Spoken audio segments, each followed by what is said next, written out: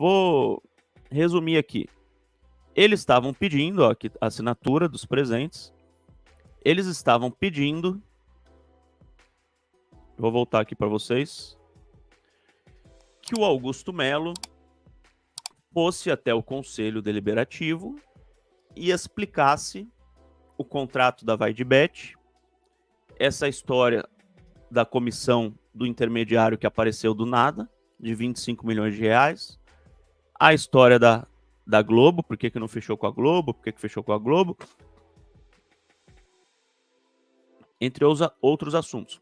Eles não estavam pedindo a prisão do Augusto Melo, o impeachment do Augusto Melo, não estavam pedindo nada, estavam pedindo que o Augusto Melo fosse ao Conselho dar explicações. Pois bem, ontem à noite saiu a resposta do Romeu Tuma Júnior, presidente do Conselho, ao qual o glorioso podcast Timão teve acesso. É longo, eu vou dar uma resumida, tá? Preliminarmente, esclareço que tomei conhecimento desse requerimento pela imprensa. Oficialmente recebi na data de 2 de maio. Somente hoje, após retornar de viagem, exaro o presente despacho. Não é irregular e muito menos estranho que conselheiros peçam informações à diretoria, pois essa também é atribuição dos integrantes do conselho, que além de exercerem papel... Entretanto, não acho razoável confrontar a palavra do presidente com notícias da imprensa. Vocês lembram que eu falei, né, que no pedido de esclarecimento estava assim, o presidente falou uma coisa pra gente, mas a imprensa falou outra coisa. Então, o Tuma falou que não é razoável confrontar a palavra do presidente com notícias da imprensa. Especialmente quando o presidente recebe qualquer conselheiro ou grupo de conselheiros que o procuram para conversas informais. A melhor forma, talvez, fosse serviço das comissões do Conselho Deliberativo ou até com aviso prévio de que a conversa seria formal. Não podemos e nem devemos desestimular esses encontros, blá, blá, blá, blá. Entretanto, sem querer apontar que seja o caso presente, certas formas de expor conversas não parece algo que encontre bons resultados, especialmente quando se deixa a impressão para especulações de que tudo não passa de armadilhas ou premeditação. Então, o Tuma está falando que a impressão é que a reunião do Andrés e dos companheiros do Andrés com o Augusto passa a impressão de ter sido uma armadilha. É forte isso aqui.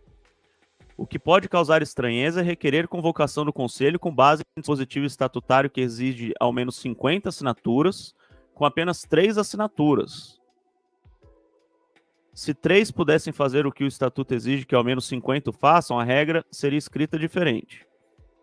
Nesse sentido, após protocolo e ampla divulgação midiática, não há possibilidade de se desprotocolar para completar as mais 47 assinaturas, ou seja, não adianta arrumar mais as 47 que já era esse protocolo.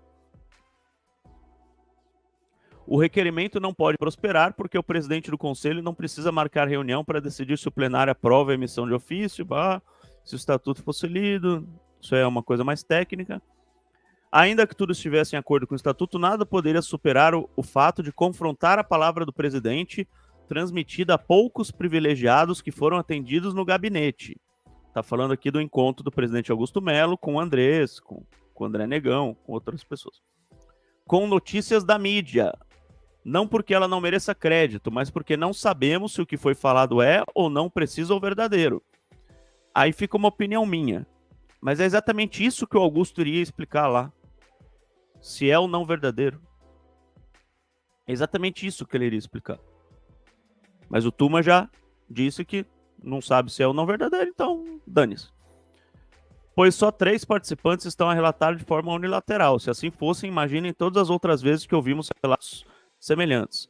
Convocar o conselho para debater se alguém mentiu ou não em uma reunião informal não me parece razoável. Até porque 99% do conselho não testemunhou, ou seja, o cara precisava mentir perante 99% do conselho, para valer. Ao mesmo tempo, é público e notório que o presidente recebeu um grupo de conselheiros que tornaram pública parte da conversa que mantiveram de forma unilateral, conforme se desprende do próprio requerimento, que não configura nenhum absurdo, desde que todos ouçam as versões completas. Nesse sentido, para que não seja o Conselho Deliberativo atualizado por notícias de mídia, nem versões de conversas, nem sempre precisa, muitas vezes sem o necessário e devido outro lado, transformam o requerimento de convocação, por não conter amparo estatutário, em requerimento de informações. Então não é uma convocação, é um requerimento de informações, em homenagem ao contraditório, à transparência, bababi, babá. Assim, encaminho para o senhor presidente da diretoria, o presidente da diretoria é o Augusto Melo, tá? É assim que eles chamam, para que tenha oportunidade de prestar as informações pertinentes ao conjunto dos conselheiros, de forma igualitária e esclarecedora, com a maior brevidade possível. Então, ele encaminha isso aqui para o presidente para que ele possa prestar as informações. De que forma? Por escrito. Junte-se ao requerimento, registre-se de ciência e encaminhe à presidência, servindo-se devolver para ulteriores deliberações após a manifestação, Romeu Tuma Júnior, presidente do Conselho Deliberativo. Eu sei que aqui tem muito fã do Andrés, fã do Duílio, fã do Rubão, fã do Augusto Melo, porque agora tem fã de político do clube, né? Depois da última eleição. Fã do Tuma, fã do Cittadini, parece que não tem mais torcedor do Corinthians, agora é fã de político, né? Então, olha, o Andrés pediu, então tá errado. Ó, o Augusto fez, então tá errado. Ah, o Augusto fez, então tá certo. Ah, o Andrés fez, então tá... Não. Na minha modesta opinião, sendo Augusto Melo, Sérgio Moura, Rubens Gomes, André Sanches, Duílio, André Negão, Romeu Tuma, Jorge Calil, qualquer outro, tem alguma dúvida, tem alguma polêmica, tem algo que precisa ser esclarecido, vá ao conselho, sobe lá no púlpito. O conselho tem um púlpito, que é aquele lugar que você sobe lá em cima bonitão com o microfone, fica na frente da galera, igual na Câmara dos Deputados, na Câmara dos Vereadores, que você vê na televisão. E aí você fala, ó, eu fiz o contrato da Vai de Bet, tinha um intermediário, este intermediário, não sei o que lá, não sei o que lá. Com a palavra a vocês. Daí o conselheiro lá levanta a mão. Mas por que você não falou que tinha um intermediário antes? Por que esse intermediário apareceu do nada? Não é que apareceu do nada, ele já existia, mas é que não sei o que, é a chance do cara esclarecer, só que sendo confrontado. Porque do jeito que tá esse requerimento do Tuma, o Augusto só vai escrever uma cartinha, igual uma cartinha de amor, sabe? Uma cartinha. Querido Tuma, o contrato da Vai de Bet previa intermediário. Este intermediário vai receber 7%. Beijos, Augusto Melo. E ninguém vai escrever mais nada, pronto, acabou. Já era, acabou o assunto. Os fãs do Augusto Melo, né, que são muitos, vão adorar, né, porque qualquer coisa que ele faz é maravilhoso, né, maravilhoso, tudo que ele faz é maravilhoso.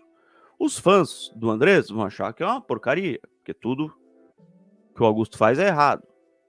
Nem uma coisa nem outra, pessoal. Nem uma coisa nem outra.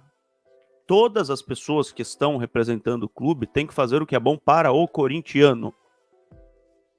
Para o torcedor do Corinthians.